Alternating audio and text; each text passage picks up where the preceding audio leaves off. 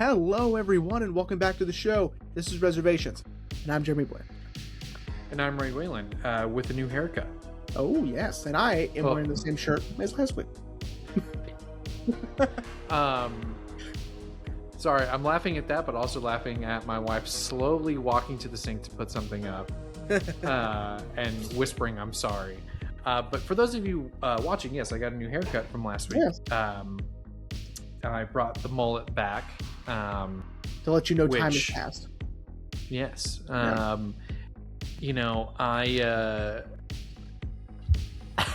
And she slowly shuts the door. I wanted to cut my hair. I felt like it was time, and I really enjoyed having a mullet. And so I was like, yeah, you know what, it's time. Now I'm assuming, buddy, you want to start off the show that the way you have been the past few times. Yes. So you got a new haircut. It's awesome, stylish, right? You know what else? It's super stylish. Tell me what else is super stylish. Shark watches by Freestyle. Hell yeah. Hell yeah. So if you're in the market for your watch, this is the Octopus. I wore it all weekend long in the pool, in the lake. Never took it off. Have a sick tan line going. You can barely see it in this lighting. Yeah. But it is prominent. Promise. Yeah, awesome. So you know he ain't lying. No.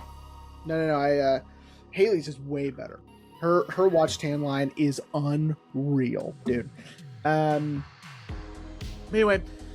if you go to freestyleusa.com, you can get yourself a watch 10% off on us, or your order 10% off on us by using Reservo7 at checkout. And yeah, I actually am about to buy one of their bands for my watch because my watch band is I think it's done. It's caked in stains and some of the loops are starting to tear, and I'm like, it's time. Yeah, man. It's time. Get you a waterproof nylon strap. Yeah, to go with my titanium watch that is also water resistant as well. Awesome. Yeah. But yeah, everyone, shout out to Freestyle. Yes. Check them out. Now, what we were talking about off mic a little bit, I just wanted to bring up too. I finally saw the Odyssey over the weekend. Holy Jesus. I know. Man, I shout out to Christopher Nolan. I think he's you know what, man, he's keeping us in the theater, and I will, I think, probably never thank him more for that.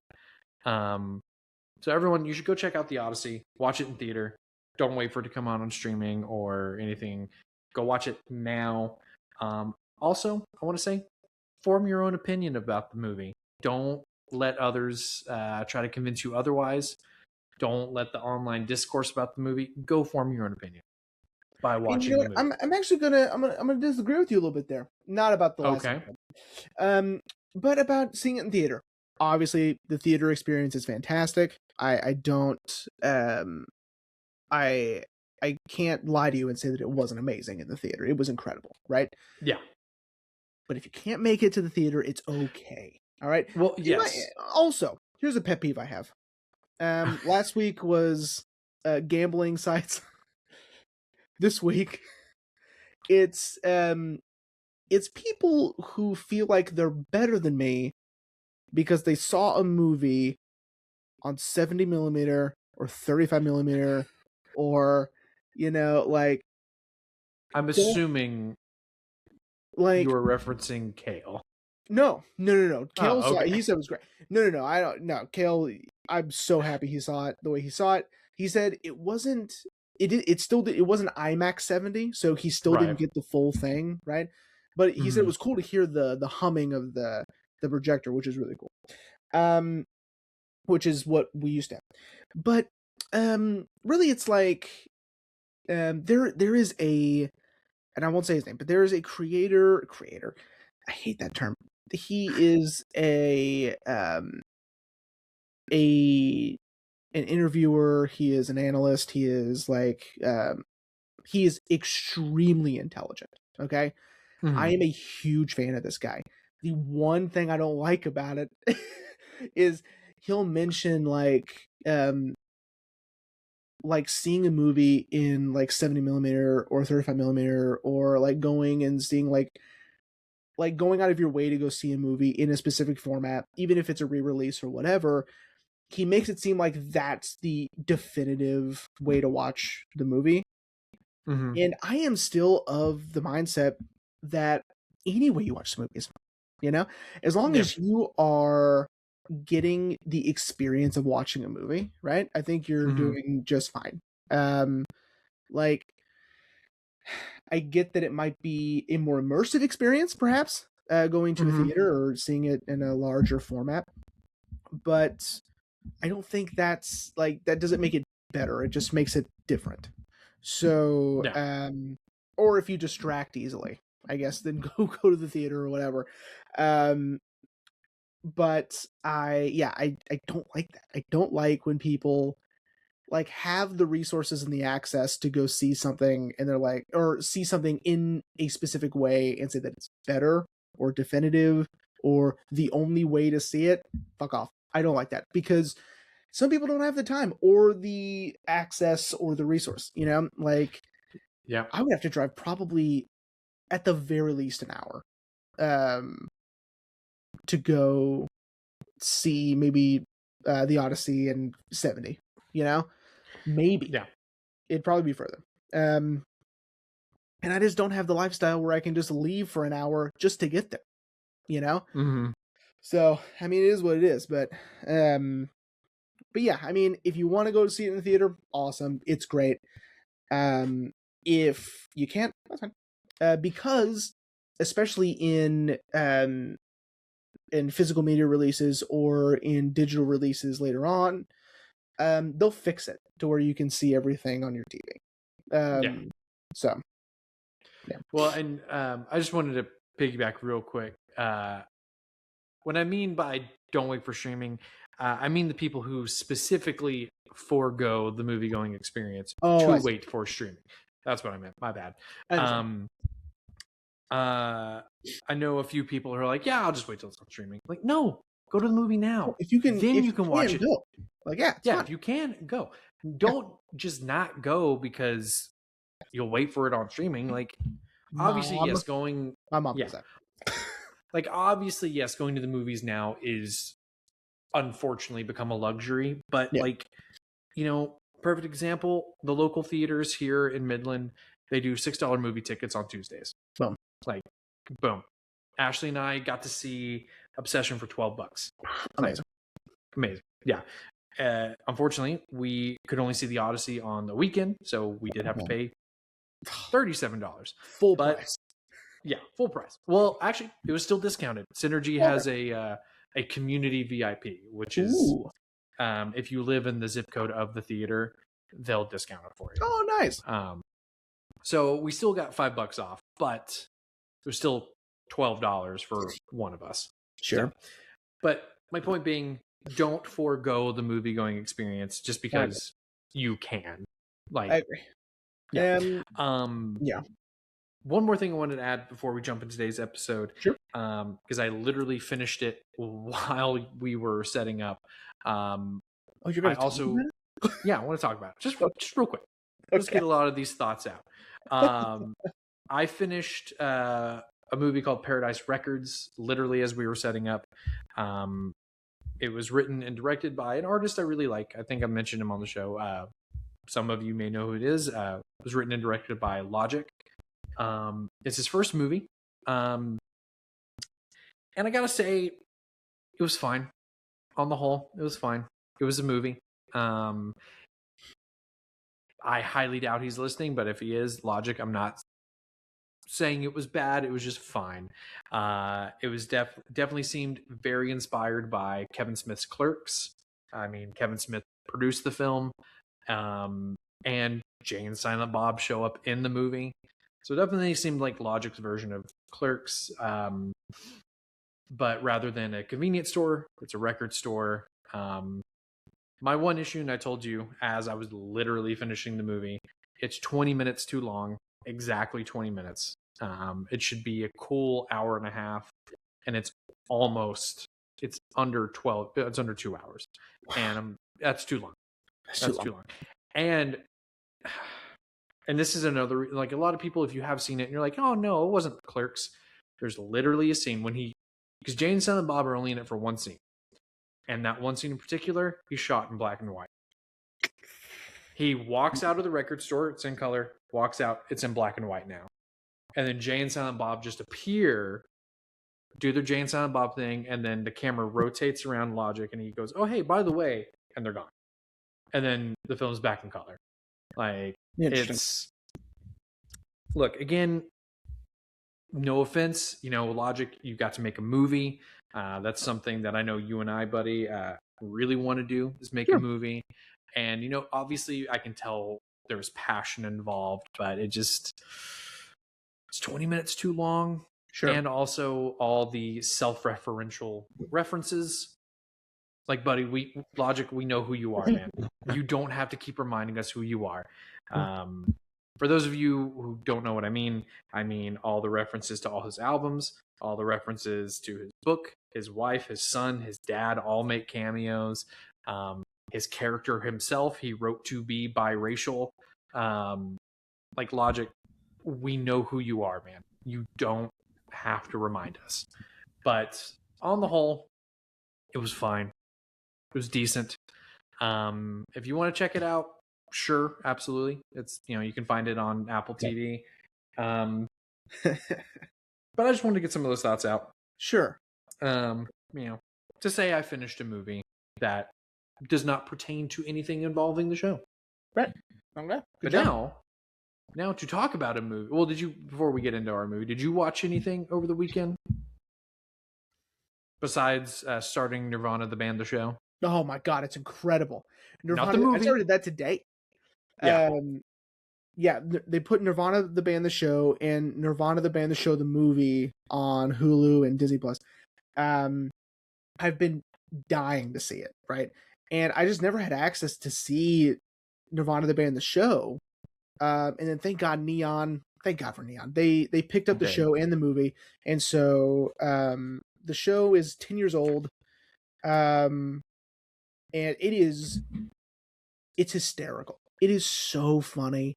And it is, like, I'm watching it and I remember seeing like people talk about the movie that just came out and saying like, I don't know how they did that. Right? Or I don't know how they filmed at that location, or I don't know how they pulled this off or whatever. And I'm watching the show and I'm thinking the exact same thing. I'm like, I don't know how they got away with that. I don't know how. I think the trick is to make it look as amateur and low budget as possible. Mm-hmm. While in secret being this very big production thing. Maybe. I don't know. Because it looks like they're just getting away with stuff. Like, yeah, it's as like guerrilla filmmaking as you can get, and like to where they have to blur people's faces. They're having to, you know what I mean? The show is hysterical, and Matt Johnson is it's like us if we weren't afraid to be perceived as a super weird movie guy. Like someone who knows all of these references and is obsessed with movies and making, references to them every now and then in TV shows and everything. That's who Matt Johnson is. Matt Johnson is such a huge fan of all of these things, and he is so enthusiastic and so passionate about movies that it's amazing. Like, and in the house that they're in, I don't know whose house it is, but there is a wall that is floor to ceiling Criterion poster art. That's awesome. It is all Criterion poster art, like all over the wall. And it's so cool. And it is not brought up yet. So, like I think it's just like in the Dirties where they're just at Matt Johnson's home. Like it's wall to ceiling movie posters, and it's just that's where he lives. You know, like um, it's amazing. So I'm 4 episodes in. I'm not very far in at all. I'm like 4 or 5 episodes in, and it's amazing. I can't wait to see the movie, but I'm gonna finish the show first, and then we'll go from there. I don't think you have to watch the show to watch the movie, but just in case. Um, and it's just great. So if you can watch it, it's awesome. Well, and before we jump into the episode, speaking of Matt Johnson, so as I think we've mentioned on the show, he wrote and directed the upcoming Tony, which I know you and I are both excited for. Yes. I have some news for you, buddy. Okay. I've got my free ticket from A24 that I will not get to use. So if you want it, it's good till August 11th. August 11th. Oh, that's soon. No, the movie's coming out way soon. It's sorry, I think it's actually good till August 23rd. Okay. So I think the movie comes out August 11th, but I have it's good till the 23rd. So okay, I will talk to Haley. Okay. Now with that being said, everyone, and speaking of Anthony Bourdain, a movie that Anthony Bourdain, while he was alive, of course, openly praised for being one of the best films about food. Today, we are talking about the 2007 comedy Pixar film Ratatouille, or I guess how the French would pronounce it, Ratatouille. Because I know as Americans, we kind of skip that second T. Ratatouille. Well, yeah. Anyway, do you remember, I want to ask you this, dude. Do you remember when the first trailer for this came out and we got the whole like freeze frame, "This is me" trailer? I do vaguely remember that. I don't remember where I was or when I saw it, but I do vaguely remember that. Yeah, I remember going to the theater with my mom, and I think we were going to see a Disney film. And they played the trailer for that, and I just remember being so like, okay, a talking rat who likes fine food. And of course, this is before I knew who Patton Oswalt was. And I was just so like, okay, I'm on board. And the trailer was already really funny, with Emil eating a diaper. I don't know what it was. Which I love that they still use that joke in the film, that it wasn't just like, because it's back in the day, everyone, if you remember seeing these trailers, that where Pixar would give a trailer that told nothing about the plot. It's kind of similar to the Disney animation trailers where they're still working on the movie. Yeah. I loved those Pixar trailers. Yeah. But I know this is going to be a hard question to answer. Okay. But do you remember the first time you saw the movie? Yeah, it's not a hard question to answer. It was probably 2 years ago. Really? Yeah. It was before we moved to, let's see, was it before we moved to the 2-bedroom apartment? I remember like packing. And it wasn't before we moved to the house, so it had to have been, so maybe it was 3 years ago. And yeah, I had never seen it before. Haley was like, "That's crazy. Seen this before?" I'm like, "No." And so I just popped it on, and so we just watched it.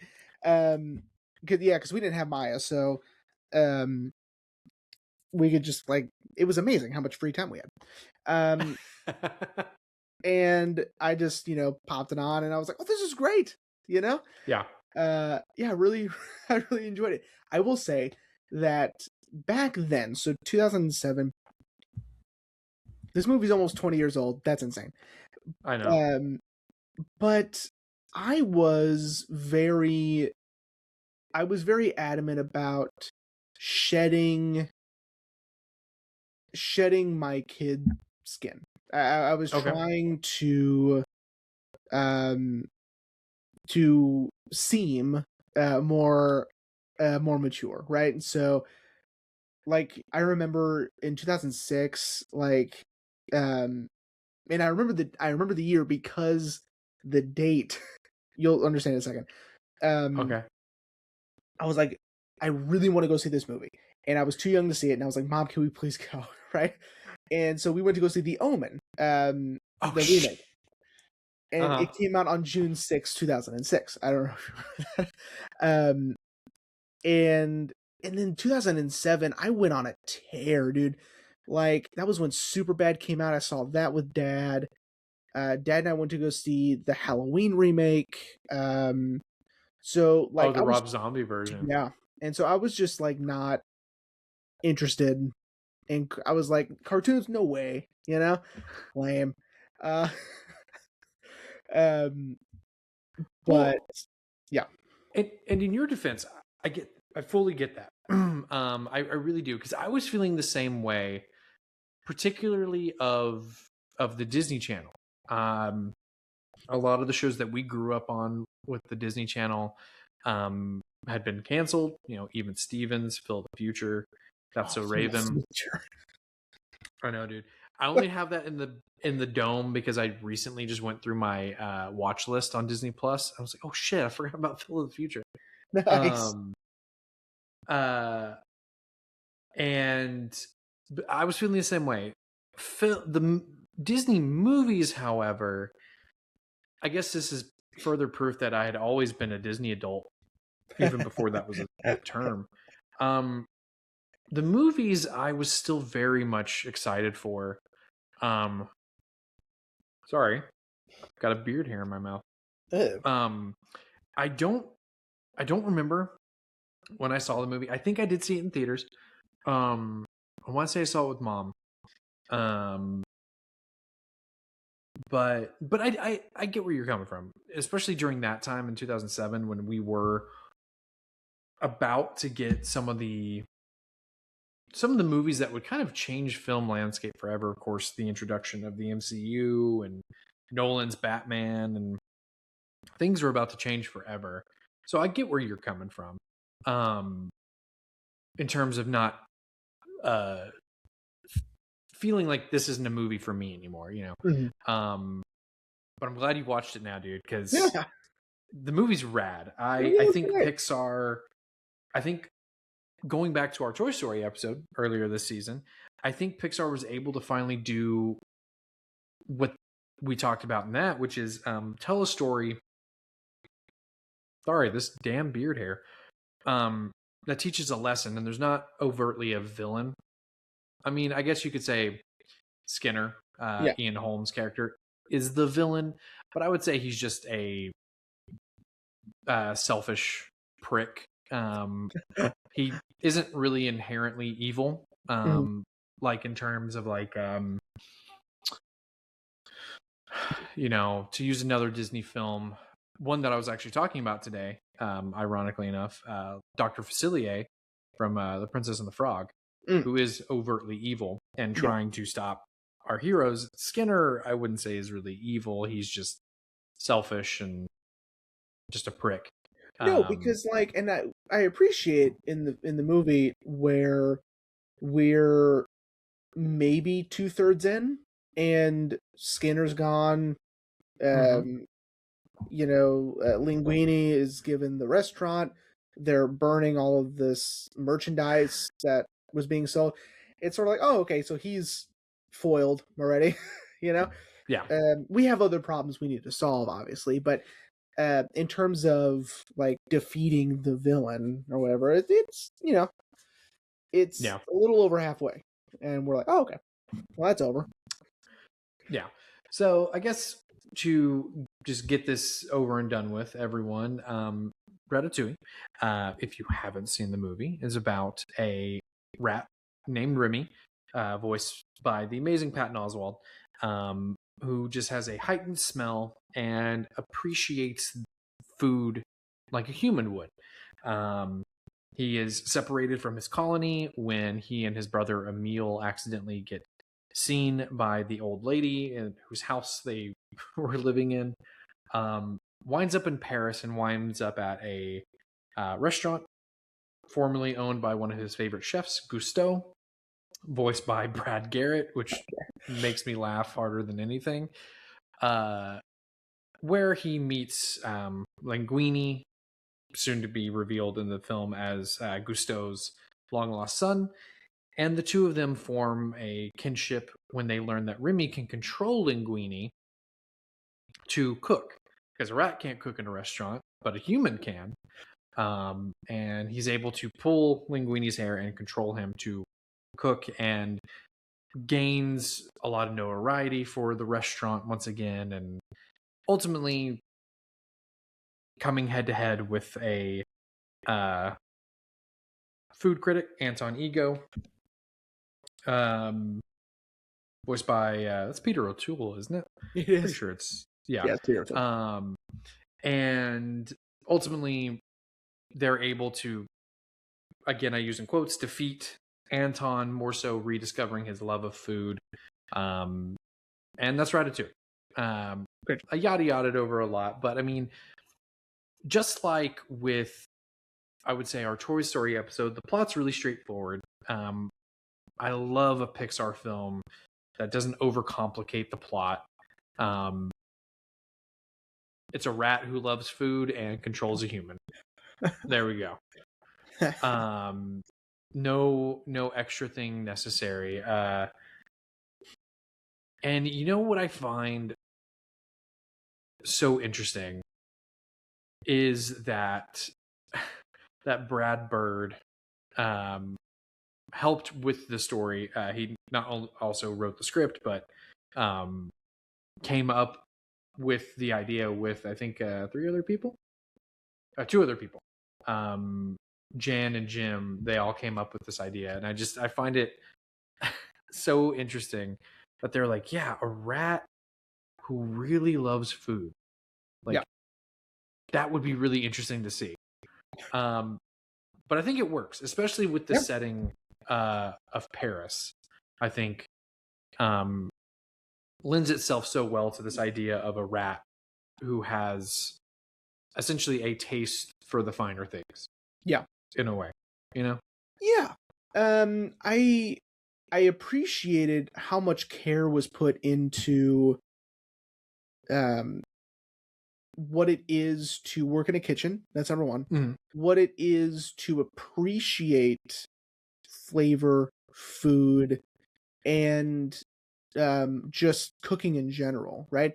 Because we have those visual representations of Remy sort of like, it's also auditory because like he'll taste something and we get some flourishes of colors, and then we also get a music cue, and then he tastes something else and then it's different color, it's different music, and then when he eats them both together, it's all the colors and both pieces of music put together. I really like that, right? That's a really good representation on film of what it is to really appreciate what you're eating, right? We mentioned Bourdain. Bourdain adored this movie, right? And it was, and again, it was not only just about the appreciation for food and for cooking and for creating these dishes, right? But it was also like the cooks in the kitchen have like little barely noticeable burn marks on their arms, and like they would, right? Because they burn themselves constantly, right? And like he really liked it. He liked that they're like, okay, yes, this is what it is to be in the kitchen. I think they would have a little bit more scarring on their hands and arms too, because the knives.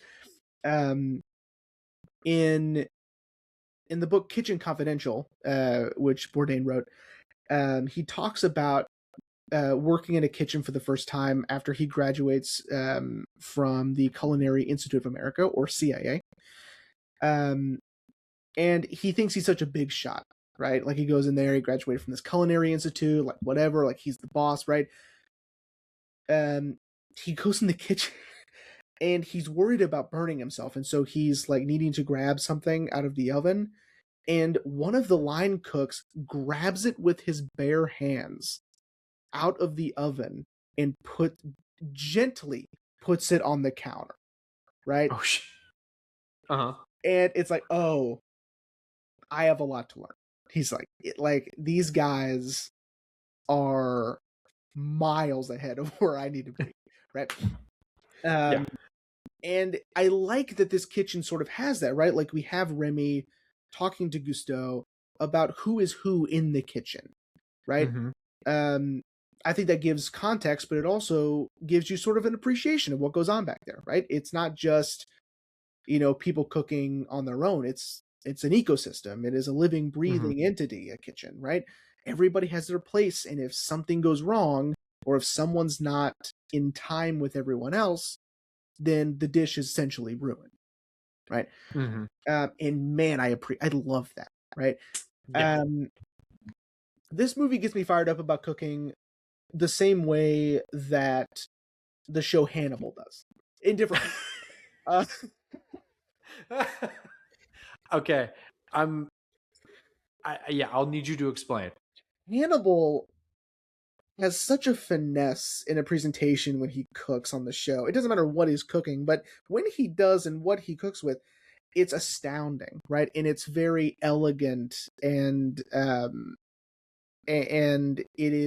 it's remarkable to watch, especially when he's playing with different techniques, right? Like he cooks something, and he uses clay, right? So he Yeah. has a special hammer he uses.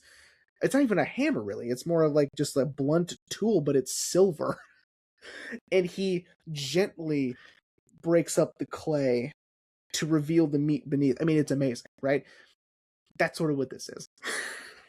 Sorry. And you use the comparison where he's feeding Eddie Izzard. I had forgotten you had seen the show. Yes. Yeah. Yeah, dude. Hang on, everyone. You should also go watch Hannibal. Shout out to Brian Fuller. Yeah. Fuck, dude. If they had gotten another season and we'd gotten to see hit Brian Fuller's version of Silence of the Lambs, I know. Oh, don't even get me started. But that's what I think. And you had mentioned that Bourdain was a consultant on the movie. Yeah, he's in the list of credits. I meant to watch the credits all the way through, but I was watching this on Disney Plus, and it immediately auto played the Your Friend the Rat short, and I was like, you know what? I've never actually seen that, so we'll just let it play. But I do believe, yes, he is credited under the special consultants. And so I wouldn't necessarily, just because he's a consultant, I wouldn't take away his praise, and I'll give you an example. Agreed. So we both are infatuated and are such admirers of Drew Struzan and his artwork. I know. Drew Struzan was a consultant on the movie The Mist, because essentially Thomas Jane is playing a version of Drew Struzan, because he is painting a movie poster in the very beginning of the movie, right? And so he, like, for a few hours, met with Drew Struzan, and he sort of showed him how he paints, right? And in the documentary, The Art Life, or not The Art Life, it's Drew Struzan something or other. The Art Life is David Lynch. He's telling Tom Jane, like, he's got to avoid drips and to avoid like losing control of the paint, you want to brush up, not down in certain points, right? Especially to get some fine lines and finesse, you need to go up. And in the movie, Tom Jane goes down. Okay? And Tom Jane goes, after the movie premiered, he goes, how'd I do? He goes, nope. He goes, you didn't listen to a word I said. And so it's like, you can consult, but if they don't do it right, like, then they don't do it right. It's not like Anthony Bourdain's there, like, in the animation room, you know? Yes, yeah. So I looked it up. He contributed feedback that helped shape small but important details in the film's portrayal of kitchen life. Gotcha. I think the only thing later received a thank you credit was the swearing and the drugs, I think, and this is what he left out in traditional kitchen life. Yeah. But anyway, all that to be said is that like just because Anthony Bourdain was a consultant or contributed to some details, Mm-hmm. they could have screwed it up and he would have been like, it sucks, you know. So his praise is valid, I guess is what I'm saying. Yeah, no, I agree. We said it last week that, Bourdain, no matter how biased he could have been, um, he does not give out praise lightly, and I definitely think No. his praise was like, no, like not only did they listen, but they nailed it. Yeah.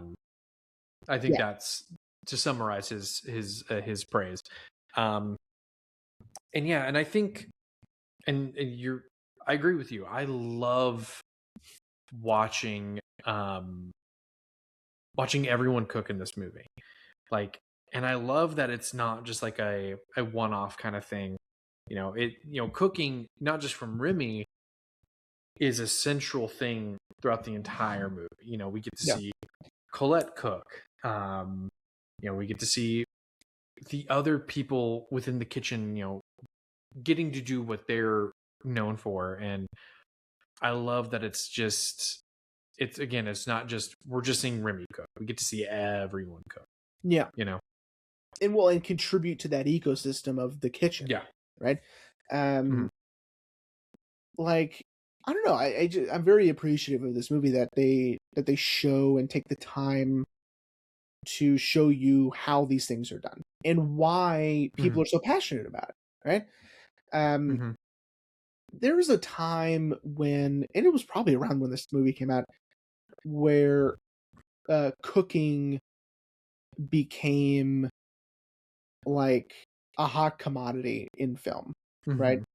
Some examples, and now that I say it, I guess it came way after, because like Burnt was that Bradley Cooper movie.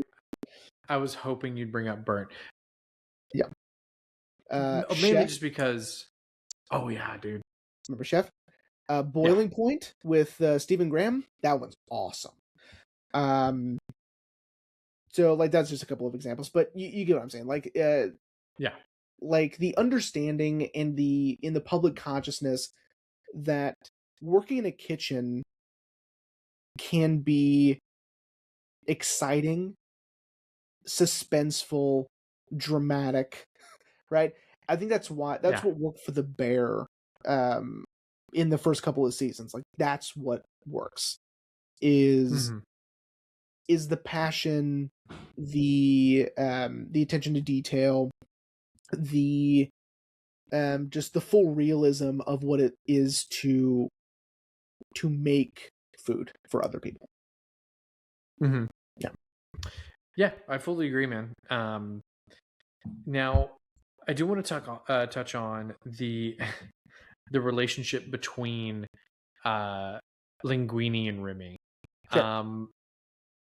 Another detail I really liked is that Pixar really, other than the fact of a rat cooking, gave this movie some realism in the sense that Linguini can't understand Remy. I guess it's implied that Remy can understand Linguini, but Linguini can't understand Remy. And I really like that detail, because I feel like, again, I acknowledge the fact that it's a rat who can cook, but I feel like had they added in the detail of him being fully, I guess, anthropomorphic and being able to talk to Linguini, sure, I feel like the film just wouldn't have landed the same way.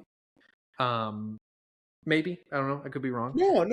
Yeah, there's something there, because like it's borderline silly, and if he could, I don't know, there's something about like I'm fine with him talking with other rats, but yeah, that makes sense. Him talking to Linguini, yes, I would feel like that's like, maybe that's a little that's too far over the edge. Yeah, I was gonna say that's we enter more too fantastical of an area. Yeah, it's too much. When I was rewatching the movie, which of course I've seen this movie many times, one of my favorite scenes is the first night that Remy stays with Linguini, and Linguini wakes up the next morning is having a full on crash out over essentially being very what's the word, prejudiced against rats, and then he turns around and Remy's made him an omelet. Like, Yeah. it's just like, oh, okay, you are still here. Which also I gotta say, the fact that Remy made himself a tiny one and then successfully made a normal sized one for Linguini all on his own, amazing. I think the only if I had a problem with the movie, Okay, it is Linguini's name. Like, it's too silly. do you know his full name? No.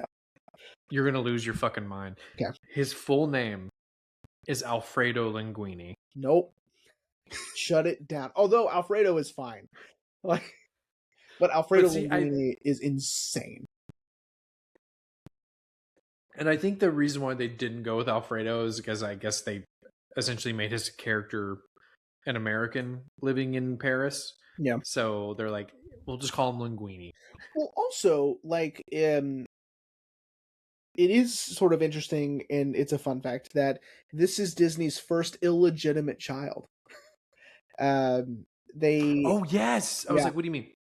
Because Linguini is Gusteau's son out of wedlock.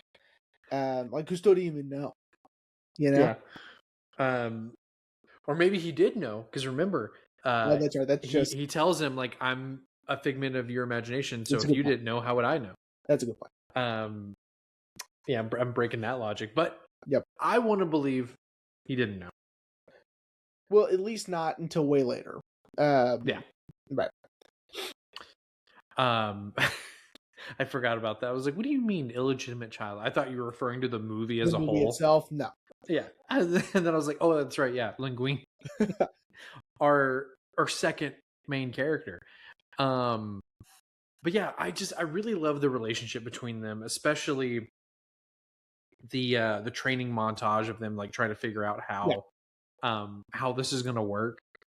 And the thing that makes me laugh the hardest is when he's trying to get him to, like, flip the omelet and the pan goes out the window, and Remy just, like, slowly, like, make sure that, like, the blindfold is still covered. Like, it's so good, like, this relationship that they have. I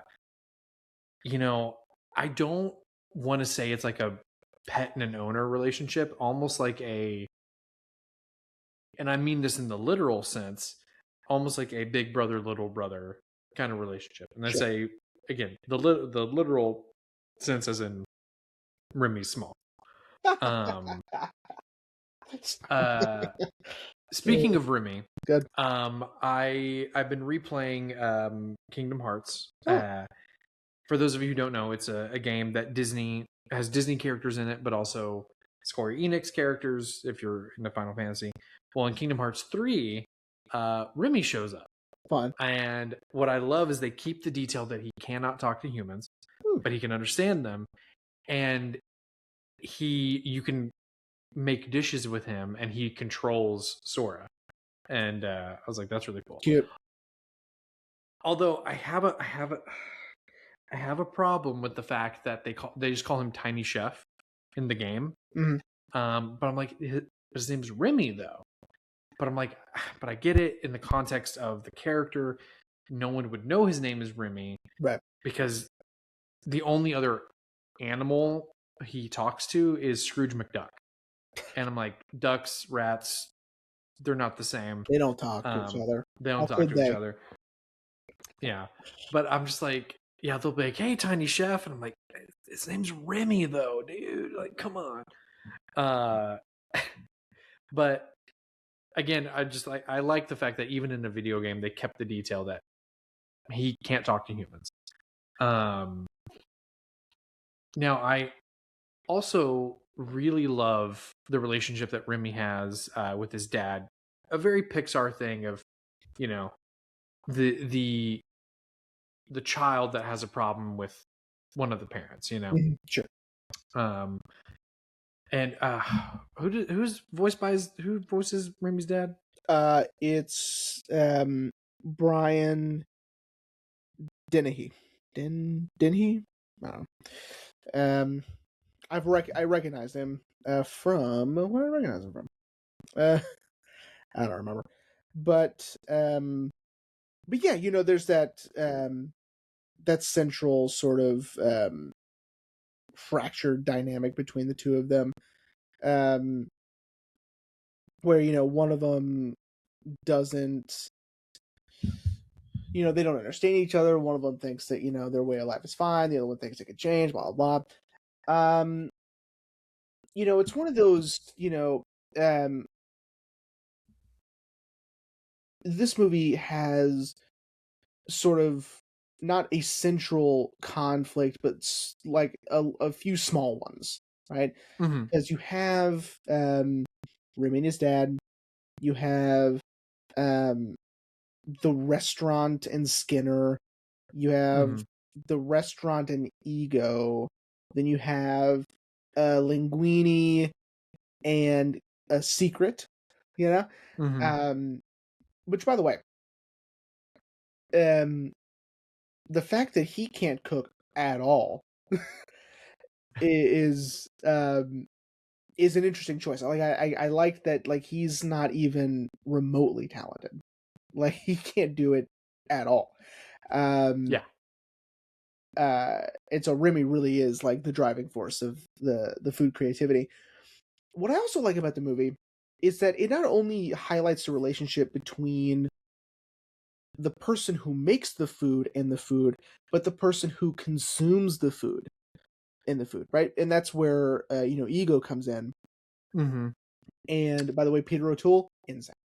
Uh, Yeah. did you know he was in Lawrence of Arabia? Um, anyway, so no, Peter O'Toole, like, that's a huge get. Yeah, for sure.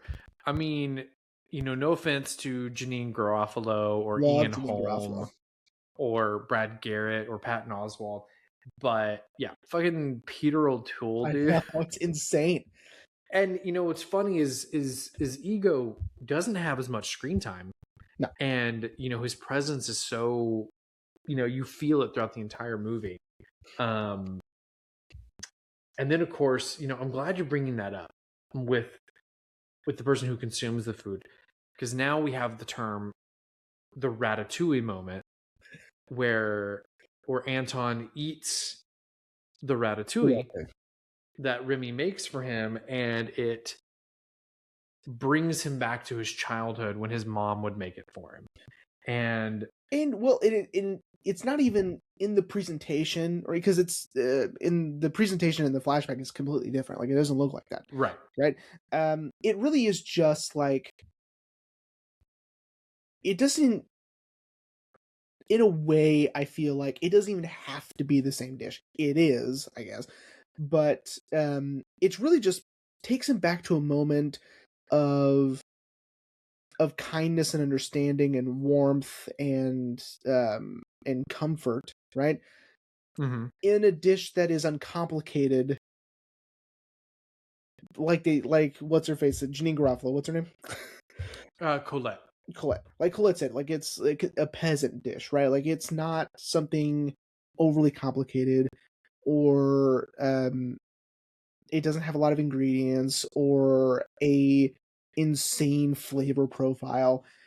Um but it took Ego back to a time where, and in this flashback specifically, that he was having a hard day, he was upset, he was sad, and his mom made this for him to make him feel better, right? Mm-hmm. And I think that encapsulates exactly what it feels like to have an amazing food experience, and it legitimizes a amazing food experience. like Mm-hmm. like, oh my god, this is incredible, right? Someone like on the outside of that would be like, who cares? Right? It's Right. just food. It isn't, right? Yeah. It's so much more than that, and I think that that's what this movie does so well. I um agree. yeah. And now I want to ask you this. I Sure. recently heard this theory, and I want your 2 cents on it, because it's an interesting theory, Hmm. but I was really trying to pay attention this time for the rewatch. I don't buy it. but maybe you might feel like it has some validity. We'll see. The theory is the house that the colony was living in was Ego's mom's house. There's some subtle like similarities between Anton's flashback and the house the rats were living in at the beginning of the movie. And so the theory is that Remy was living in Ego's mom's house and made the ratatouille that she made, essentially her recipe. And that's what took him back. I could see it, but only 1%. Yeah. Mainly yeah, well, I mean, I didn't pay attention to the layout of the houses or what they look like. Well, and the flashback, we're only seeing part of the kitchen, the entrance, and the kitchen table. Mm-hmm. We're not seeing the whole house.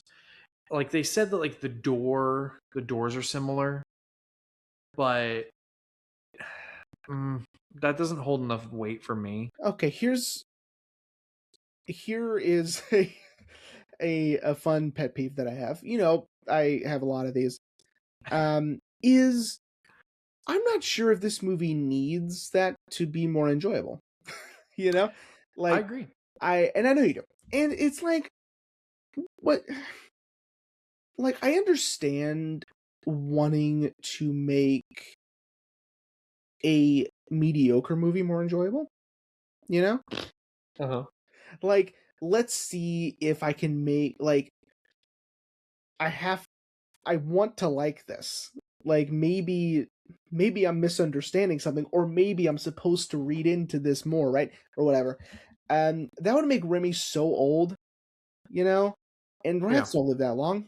And I don't know. I just feel like in that moment, like if we wanted to analyze the Remy's decision to make the ratatouille, I think it's making something that is bare bones and simplistic, and let's focus on the craftsmanship of the creation of the dish rather than make something so bombastic and so over the top that you're losing the artistry of the cooking, right?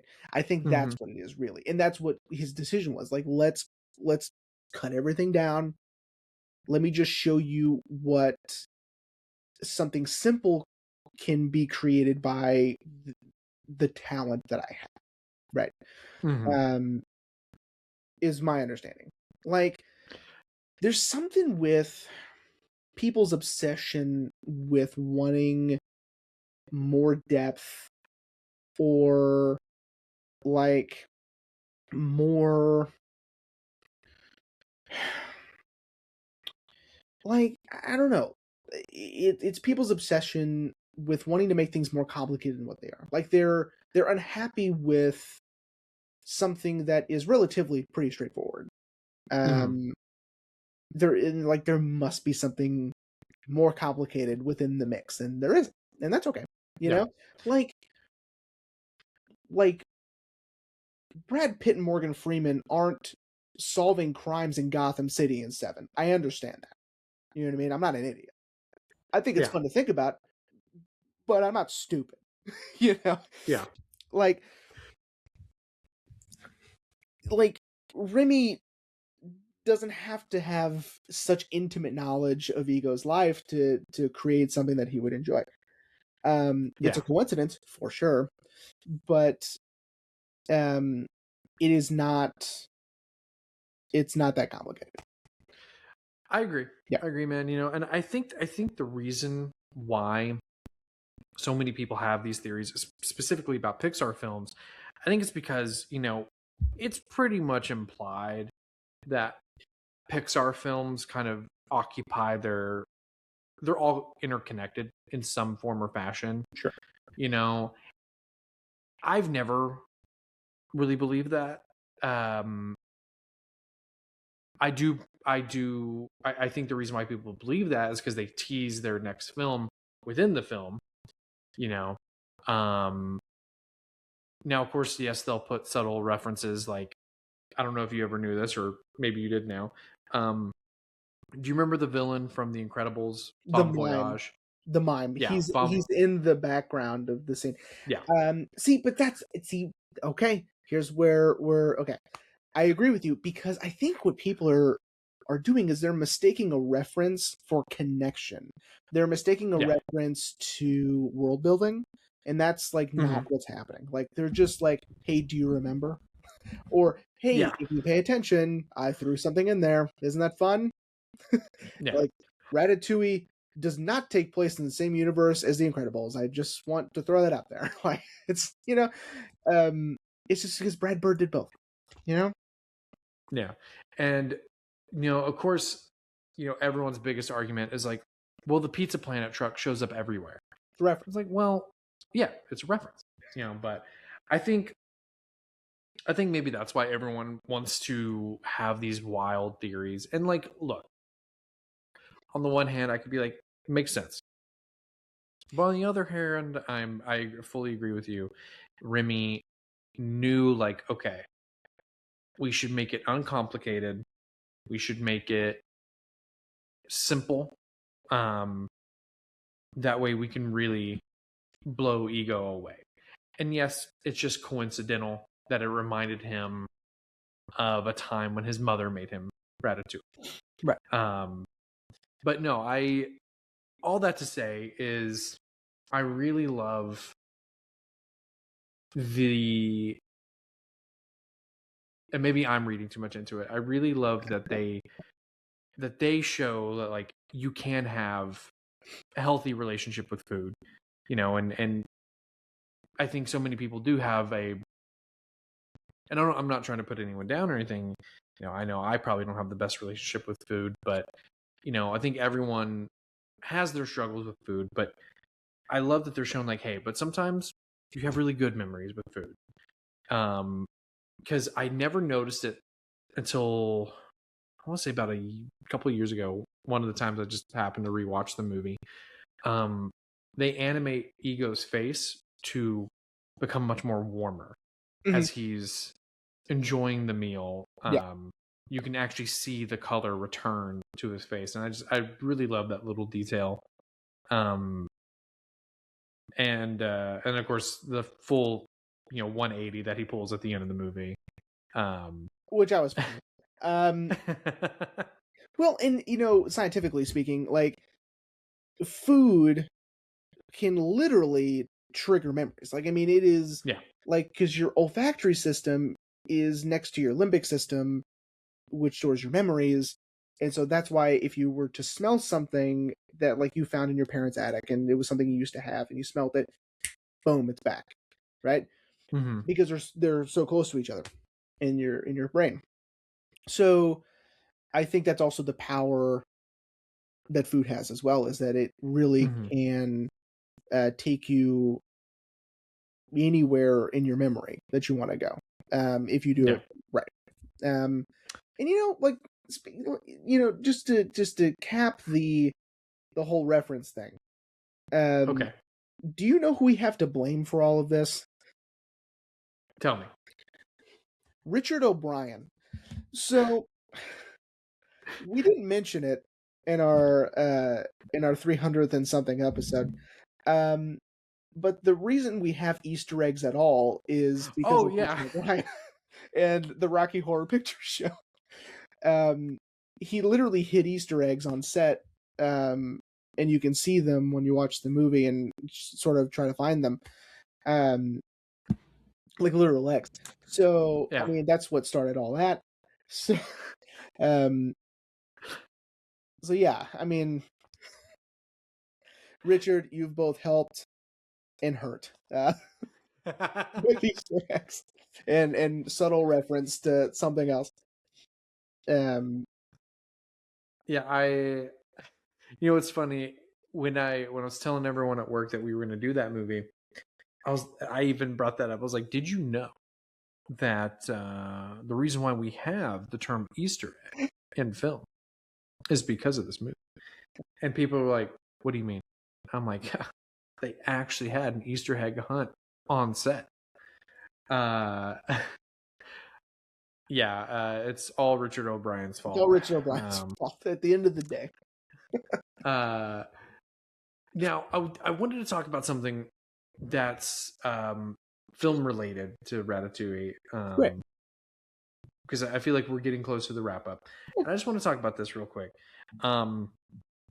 So, as many of our listeners know, I have been to Disney multiple times. Ashley and I'm not flexing or anything. I'm truly not. And we're going in October.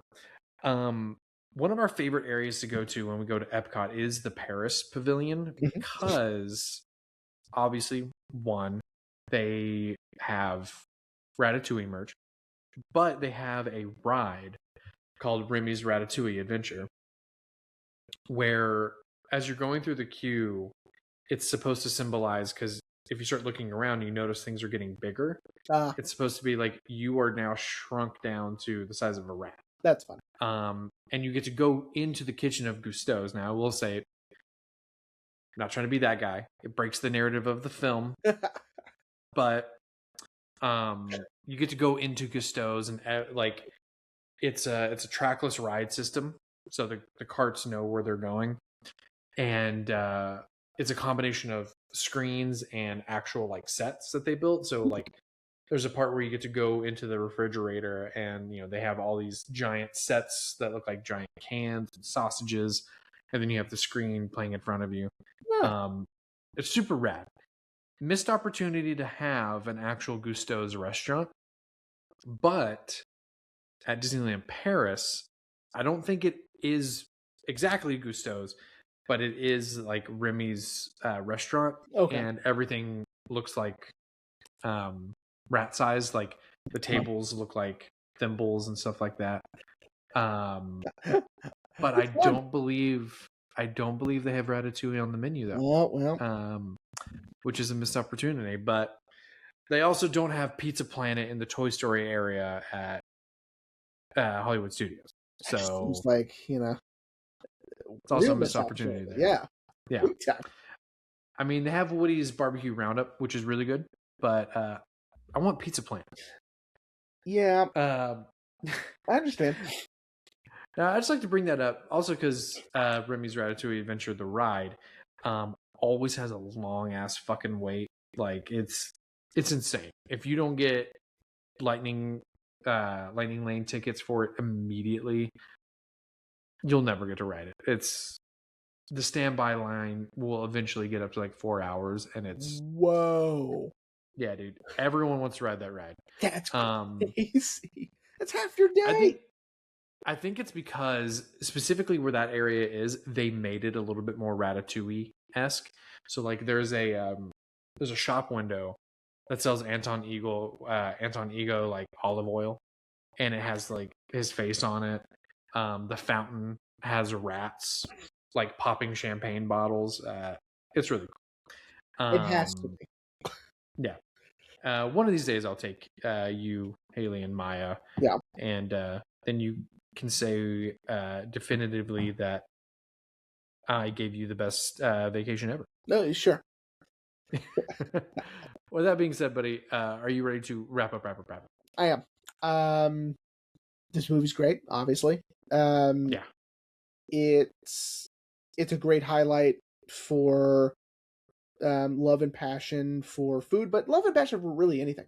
I think you could say that you could replace food and cooking or eating with anything, and it's a good representation of what it's like to be passionate and talented at something, and it's very well done. I agree, man. Again, I think this is Pixar really just being them, kind of just teaching a lesson and really, again, exactly like I said, showing passion and love for something. Could be anything. And man, it's a rad movie. Never gets old. And thank God Patton Oswalt has said that he will only do a sequel if Brad Bird comes back. Well, we'll see. And Brad Bird has said he's done with Ratatouille. Well, there you go. But so shout out to Brad Bird for sticking to his guns, being like, nope, I told my story. It doesn't need a sequel. Same with Andrew Stanton. I'm glad we've never gotten a Wall-E sequel. Yep. Well, with that being said, buddy, what are we talking about next week? Because you gave me a hint. Yeah. And I'm going to be honest, I haven't figured it out. It's okay. It's really just like the lack of emojis that I needed to be able to do it correctly. I did, however, send Zach just a GIF. I was like, here's what I'm doing next week. Zach is overly excited. I can't wait either, because I have recently come across some really interesting analysis of this movie, and it completely blew me away. Like, I cannot believe I've never thought of the movie like that before. And I just got so fired up. I'm like, we have to talk about it so I can share with you all the stuff I found out. Next week, you're going to be so excited. I can't wait. Next week, I hope you're watching closely, because we are discussing Christopher Nolan's The Prestige. Dude, I'm not gonna lie, you sent me those emojis and I was like, are we doing The Prestige? We're doing The Prestige. I was like, no. Like, we just talked about that, like, kind of offhandedly. Like, why would we do that? But I was like, that was in the forefront, but I was like, nah, we're not doing that. So I couldn't think of anything else. Hell yeah, dude. The Prestige. Fuck yeah, dude. Fucking Wolverine and Batman in a movie together. You know shit's about to go down. Here's a great example of me trying to shed my, my childhood away from me. At that time, I saw this movie in theaters. Really? Oh, yeah. I was like, have to see it. I remember being so excited for this movie, because I thought magic was so badass. I loved, like, David Blaine, Chris Angel, all that shit. And this movie came, I was like, hell yeah, dude. I remember being in a Buffalo Wild Wings, and there was the trailer on one of the 8-foot TVs, and I was like, I gotta see that, Dude, this movie is a perfect example, of how Christopher Nolan essentially attacks every film, which is, how can we do this realistically? And I love that Hugh Jackman's character, essentially does that. Like, okay, how can I do this trick for real? Yeah. Hell yeah, brother. Yeah, dude. I'm gonna see if Ashley wants to watch this one with me. She was gonna watch Ratatouille with me, but she had some stuff she had to take care of. Yeah. So, but maybe she'll be down to watch The Prestige. Hell yeah. Yeah, dude. I can't wait. Awesome. All right, everyone. We hope you enjoyed this episode on Ratatouille, and we'll see you next week for The Prestige.